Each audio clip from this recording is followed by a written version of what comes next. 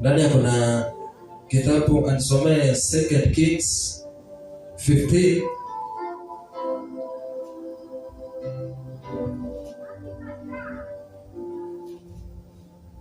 15:1 hapo hivi.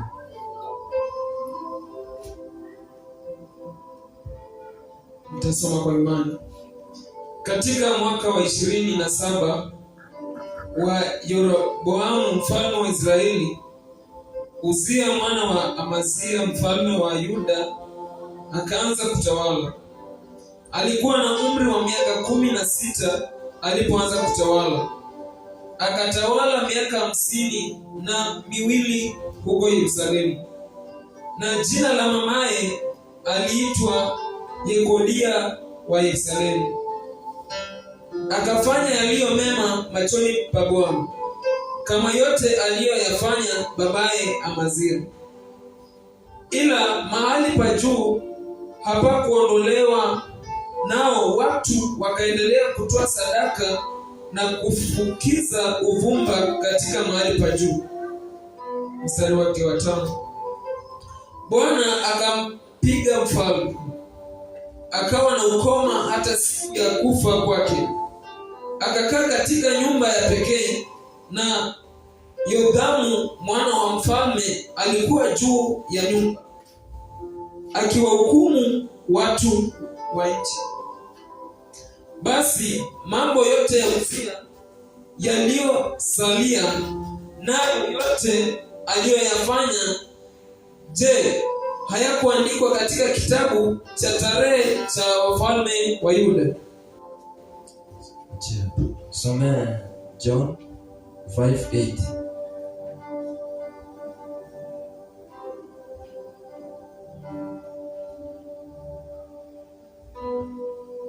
Yohana mlango wa 5 mstari wake wa 8. Maandiko inasema, Yesu akamwambia, simama, jitwike godoro lako uende. Mara yule mtu akawa mzima, akajitwika godoro lake akaenda.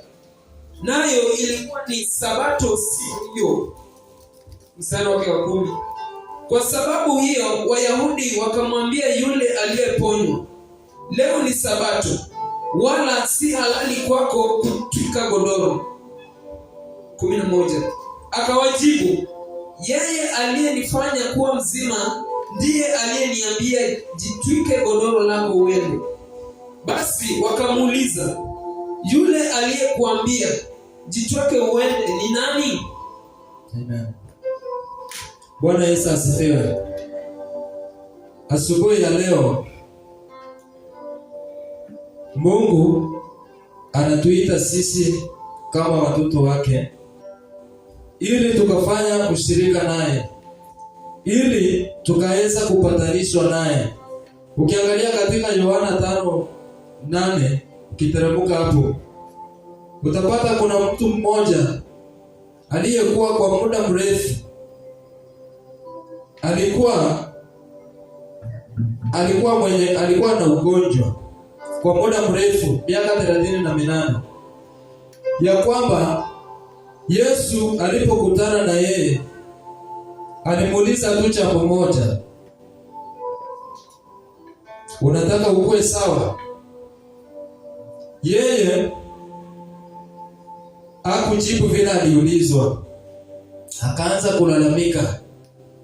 akaanza kulalamika badala angejibu swali ambalo aliulizwa, unataka ukue sawa? Yeye akaanza kusema ya kwamba mimi nimekaa hapa muda mrefu, wengine hata wanapokuja wananitangulia. Bwana Yesu asifiwe. Katika maisha yetu asubuhi ya leo, Mungu amekuja kwako, anakuuliza ya kwamba unataka ukue sawa katika hiyo hali ambayo unaishi. Unataka maisha yako yabadilike katika maisha ambayo unaishi.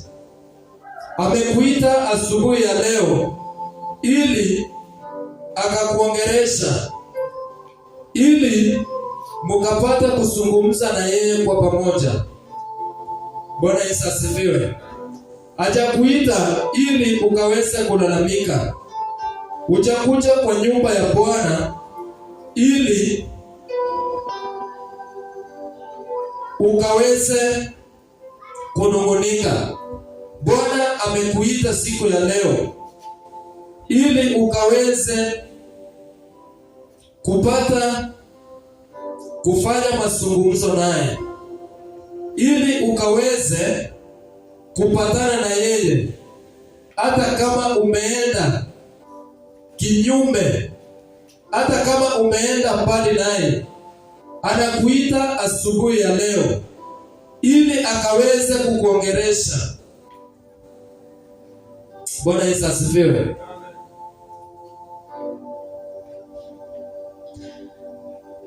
Ule mtu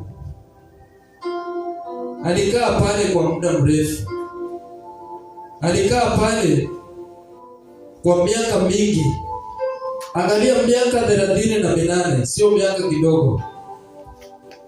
Hiyo ni hali ambayo alikuwa amekaa kwa muda mrefu, hali ambayo ni ya kucheleweshwa katika maisha yake, hali ambayo ni ya kuwekwa katika mahitaji yake ambayo alikuwa nayo.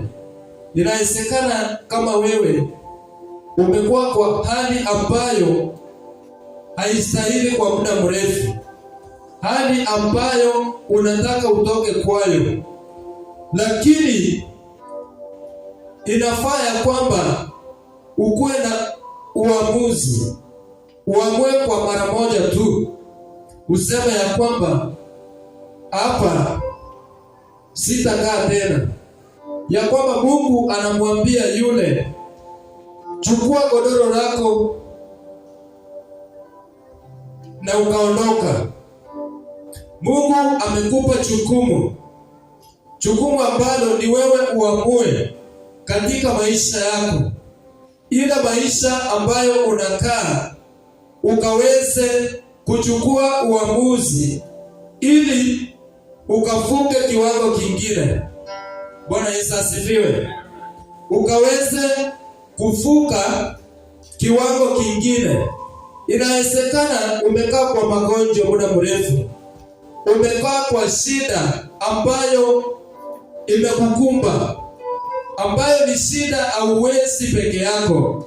Usiwe mtu wa kulalamika, usiwe mtu ambaye ni wa kunung'unika. Yesu anakuuliza asubuhi ya leo ya kwamba unataka ukue sawa. Bwana Yesu asifiwe. Unataka maisha yako yabadilike? Unataka utoke mahali ambapo umekaa kwa muda, mahali ambapo umeteseka kwa miaka mingi? Inawezekana ni magonjwa kwa nyumba yako, inawezekana ni school fees, inawezekana umekaa kwa dhambi fulani, mazoea ambayo umeshindwa kutoka kwayo. Asubuhi ya leo Mungu anakuambia ya kwamba chukua godoro lako na ukaondoka. Kwa imani ni wewe tu utaamua. Ni responsibility yako asubuhi ya leo, ili ukaweze kuamua ya kwamba mimi sasa nimefunga, sasa nimewachana na dhambi, sasa nimewachana na usherati, nimewachana na wizi. Bwana Yesu asifiwe.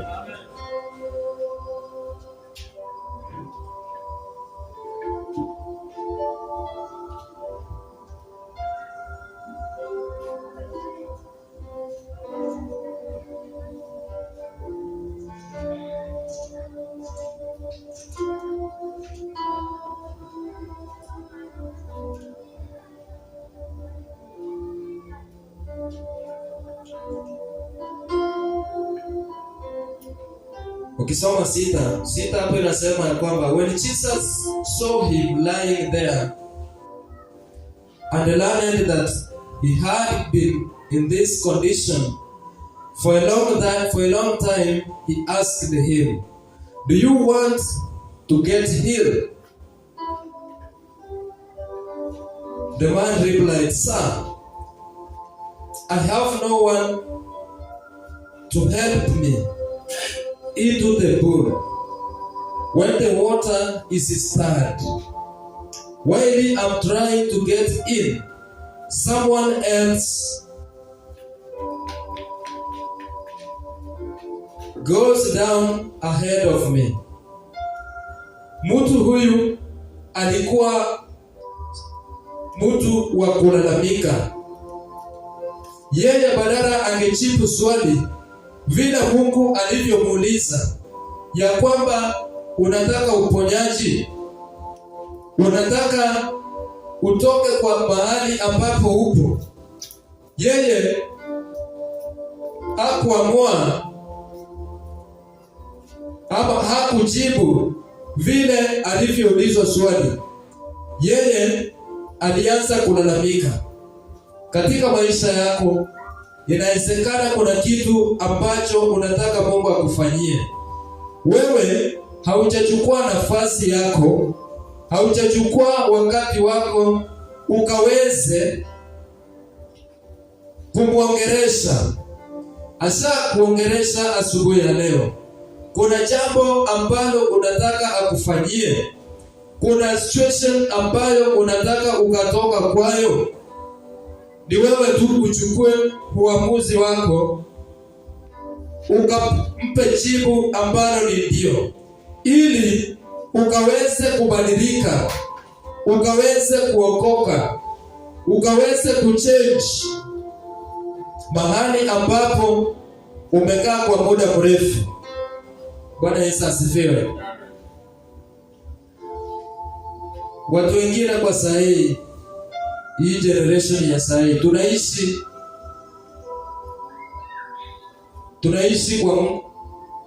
tunaishi kwa dhambi. Tunaishi maisha ambayo hayampendezi Bwana. Maisha ambayo hayampendezi Mwenyezi Mungu. Inawezekana umeomba kwa muda mrefu. Inawezekana umeomba kwa muda mwingi, lakini jibu lako halijajibiwa. Usife moyo ya kwamba Mungu anakuita ili ukaweze kupatana naye mara tena. Bwana Yesu asifiwe. Ukirudi kwa ile kitabu kingine utapata wana wa Israeli. Ni wakati ambapo wakiwa pale Misri walipitia majaribu mengi. Walipitia shida ambayo hawangewezana nayo. Hata ikafika mahali wanamlalamikia Musa, wakimwambia ya kwamba pale mahali umetutoa hakukuwa na makaburi ambapo tungezikwa pande ile, ambapo ukatuleta hapa tukaja kufia hapa. Bwana Yesu asifiwe.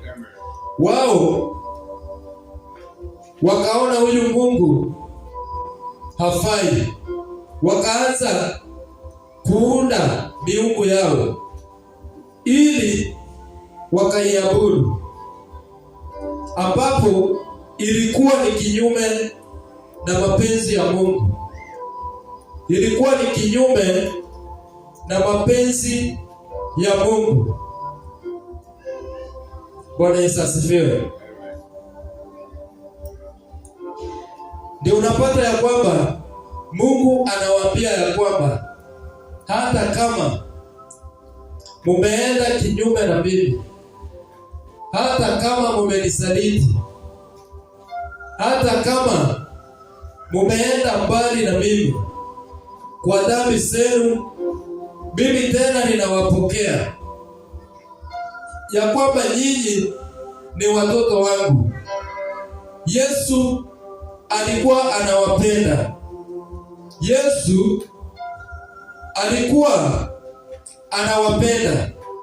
Ndio maana anawaambia ya kwamba hata kama mumefanya dhambi mingi, dhambi ambayo ni ya kuchukiza, dhambi ambayo imekuwa nyekundu kama damu, mimi bado ninawakumbuka kama watoto wangu. Ninawakumbuka kama watoto wangu. Ninawaita ili mukaweze kuongeleshana nami. Bwana Yesu asifiwe. Asubuhi ya leo Bwana anakuita. Bwana anakuita ili mukaweze kuongeleshana naye, ili mukaweze kusemesana na yeye. Hata kama umeenda kinyume, umeenda mbali na yeye, hata kama umeacha kumtegemea. Bwana Yesu asifiwe. Hata kama umeacha kumtegemea Bwana, Mungu anakuita asubuhi ya leo ili akaweze kukufanya upya, ili akaweze kukubadilisha, ili akaweze kukuokoa. Mungu anakupenda. Mungu anakuhitaji katika maisha yako. Ni wewe tu uchukue uamuzi asubuhi ya leo na ukasema ya kwamba mimi ninamtaka Yesu akawa katika maisha yangu, ili akaniongoza kwa kila jambo, na ukamtegemea yeye peke yake. Bwana Yesu asifiwe. Usiwe mtu ambaye ni wa kulalamika. Usiwe mtu wa kunung'unika. Usiwe mtu wa kulia mbele ya Mungu bila kutaja.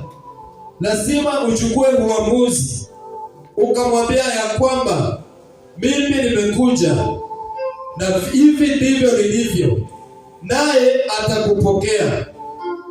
Bwana Yesu asifiwe.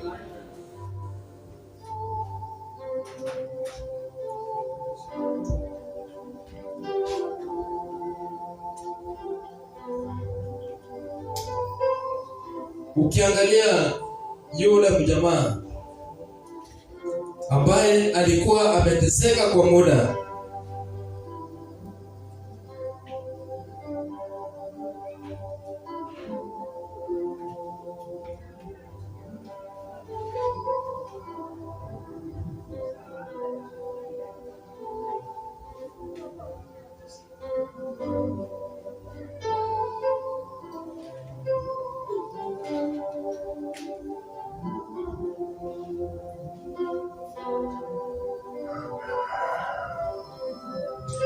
inawezekana asubuhi ya leo uko na jambo. Inawezekana asubuhi ya leo uko na shida ambayo inakusumbua. Inawezekana asubuhi ya leo uko na hitaji ambalo limekusumbua kwa muda. Inawezekana nyumba yako hakuna amani. Inawezekana kuna jambo ambalo unahitaji Mungu akakutendea. Usichoke. Wewe omba na umkubali, umtegemee, naye kwa wakati wake atakutenda. Wakati wa Mungu ni wakati unaofaa. Kwa maisha yako inaweza kuwa umepanga na unataka uombe saa hiyo na Mungu akakujibu vile unataka. lakini yeye ako na wakati wake wa kujibu.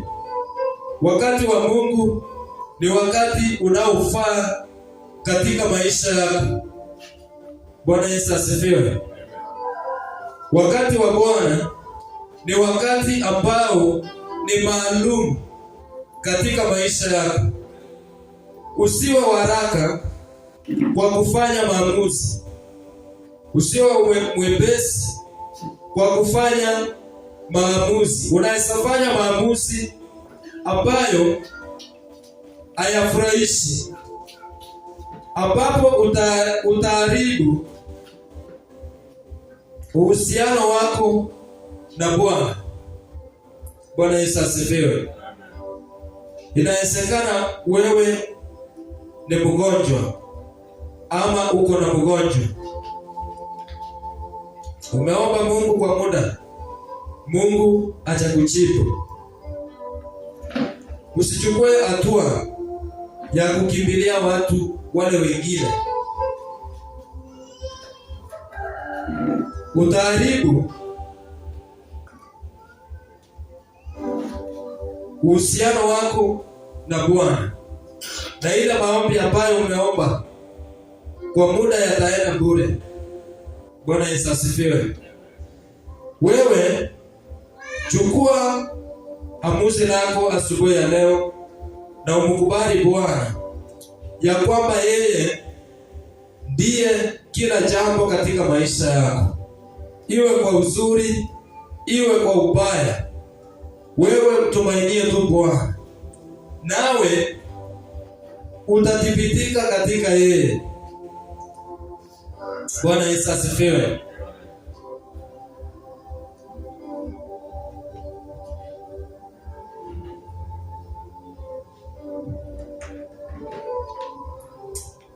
Ninapoenda kumaliza,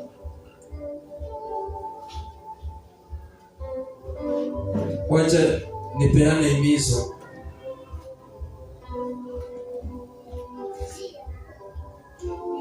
ya kwamba sisi kama Wakristo,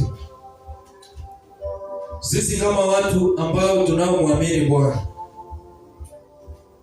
sisi kama watu ambao tumeokolewa na Bwana, katika maisha yetu wacha tukamtegemea Bwana kwa kila jambo, tukamwaminia Bwana ya kwamba yeye ametupa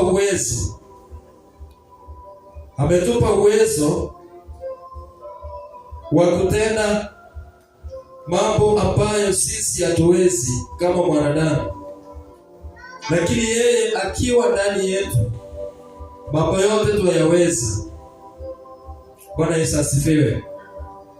Usije ukawa na shida, ukawa na mahitaji na ukaanza kusema ya kwamba mimi hili siwezi.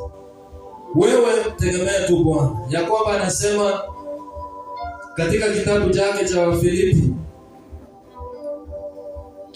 ya kwamba kwa kila jambo wacha tumwangalie Bwana, kwa kila jambo kwa kuomba na kusali pamoja na kushukuru,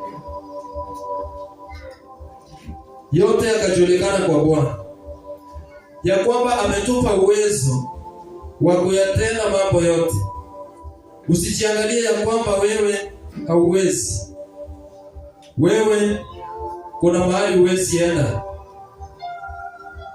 Hata kama una kazi, usiangalie kuna mahali huwezi kanyaga. Wewe kanyaga pale kwa imani na utashinda. Bwana Yesu asifiwe. Hata ingawa uko na kesi, wewe mwangalie tu Bwana ya kwamba yeye ndiye muweza na yeye ni mwaminifu na anatenda kwa wakati wake. Bwana Yesu asifiwe.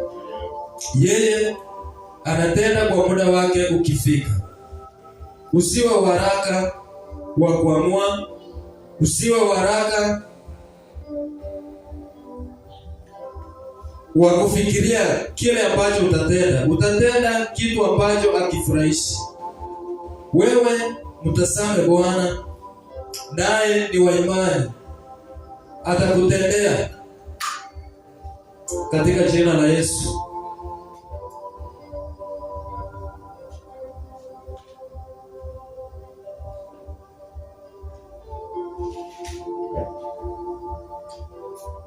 Tuamke